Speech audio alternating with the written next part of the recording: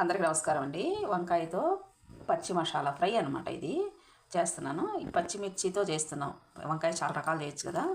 ఈ కొబ్బరి వీలైతే ఎండు కొబ్బరి కొంచెం తీసుకోండి. నేను ఉందని వేస్తున్నాను ఎక్కువగా క్వాంటిటీ. పచ్చిమిర్చి కొన్ని అరకిలోకి తక్కువ అండి. ఈ వంకాయలు కొంచెమే చూడండి. చింతపండు అంటే పచ్చి మసాలా వేస్తాం, కడుపులో మంట వచ్చింది. అసలు ఆ ఫ్లేవర్ డామినేట్ చేయకుండా అనమాట ఇది కవర్ చేస్తుంది అనమాట.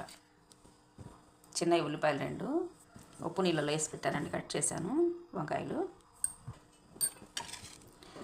ఇదిగోండి అల్లం వెల్లుల్లి పేస్టు, కొత్తిమీర కొంచెం, మెంతికూర, మెంతుల బదులు మెంతికూర వేస్తున్నాను ఫ్రై కదా అని.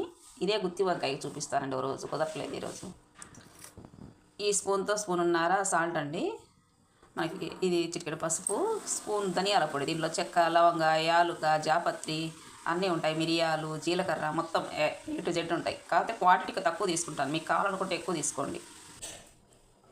పోపుకు నూనె అండి 4 గరిటెలు తీసుకున్నాను, నా దాంతో సరిపోతుంది. తాలింపు గింజలు వేసుకుందాం. ఉల్లిపాయ వేసుకుందాం. ఇవి కొద్దిగా వేగాలి. కొంచెం వేగింది చూడండి. ఇప్పుడు వంకాయ వేసుకుందాం. ఇవన్నీ వేసాను, మూత పెట్టేసుకోండి. కొంచెం లోకు మీద కొద్దిగా ఎక్కువ పెట్టుకోవాలండి, మగ్గనిచ్చుకుందాం. వంకాయ సగం వేగిందండి. ఇప్పుడు పచ్చి మసాలా, అల్లం ఇప్పుడు వేసుకుందాం. పెట్టుకొని పెట్టుకొని మగ్గనిచ్చుకోవాలి. కలిపాను చూడండి, మూత పెట్టుకొని మళ్ళీ మగ్గనిచ్చుకుందాం. 5 మినిట్స్ అయిందండి ఇదంతా వేసి మనం. ఇంట్లో ఇప్పుడు సాల్టు, పసుపు, ధనియా, ఆకుకూరలు కూడా వేద్దాం. ఇదండి అంతగల పెట్టాను, కొంచెం బాగా మగ్గాలి ఇది. ఇప్పుడు మూత పెట్టట్లేదండి, పెట్టకుండా మగ్గనిచ్చుకుందాం. ఇప్పటిదాకా మూత పెట్టాను, ఇప్పుడు పెట్టట్లేదు. పెట్టకుండా ఉంటేనే ఇదంతా బాగా ఫ్రై అవుతుంది.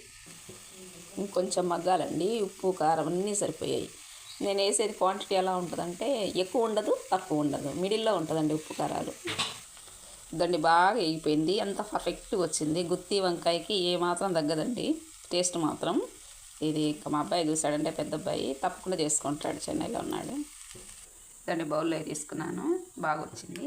బాయ్ అండి, థ్యాంక్ యూ ఫర్ వాచింగ్.